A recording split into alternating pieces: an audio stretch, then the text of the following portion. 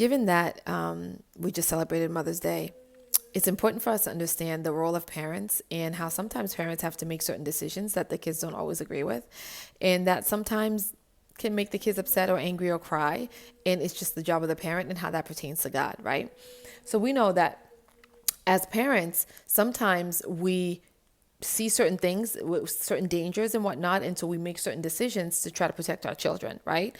Sometimes we say no to certain things because we know that it's for their best interest, that it's not going to bear anything good or anything positive, right? Sometimes we allow them to make certain decisions, right? And to learn from it so that they can learn, so that they can have some sort of understanding of danger, right? There are certain things that we allow and there's certain things that we don't allow. But at the end of the day, it's all because of our love and our desire to want to protect them and to have their best interests at heart. And in the same way, God does the same thing. But we can understand that as parents and we can be okay with that. But yet we find ourselves angry and upset at God when he does it, right?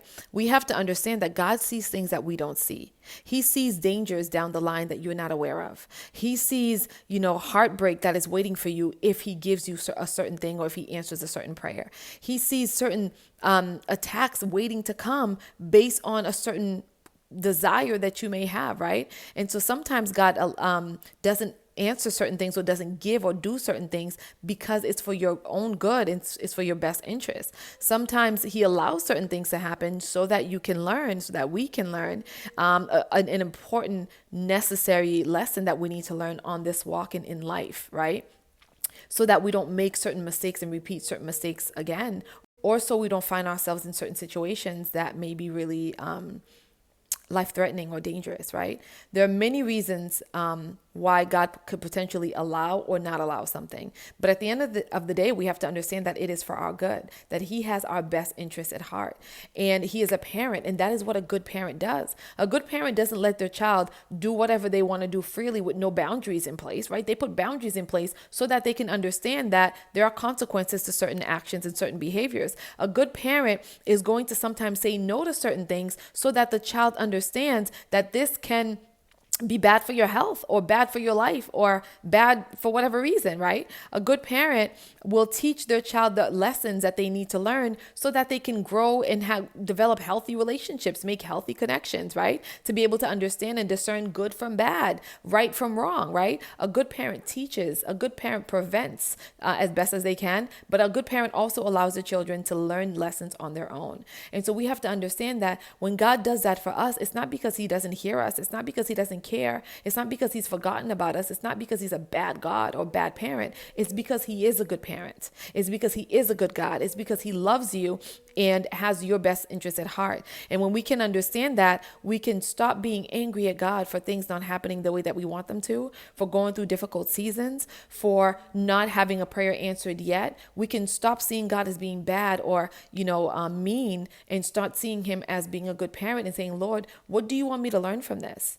What do you have waiting for me that's better than this that I'm asking for? Or how is this potentially bad for me? What are you trying to prevent, right? We can ask questions that will focus more on God's love, right, and his protection, as opposed to pointing fingers and thinking that he's bad or he's just mean. So we have to understand that we have a good father. We have a very good father. And when we know that and we understand that, we can go through some difficult seasons and moments and not be devastated and not allow it to destroy us, right? Or not allow it to stain or ruin our relationship with God, but allow it to strengthen it, right? In the same way that us as parents sometimes do for our children. My pastor used a great example today where he talked about how when he took off the training wheels for his son who was like 4, because he saw that he could ride the bike without the training wheels. And so he wanted to take it off. The son was pleading with him. The son was upset, was angry when he ended up taking it because he didn't want it. He was afraid he was going to fall. And you know what? He knew the son was going to fall, but the falling was part of the lesson for him to learn how to ride a bike without training wheels, right?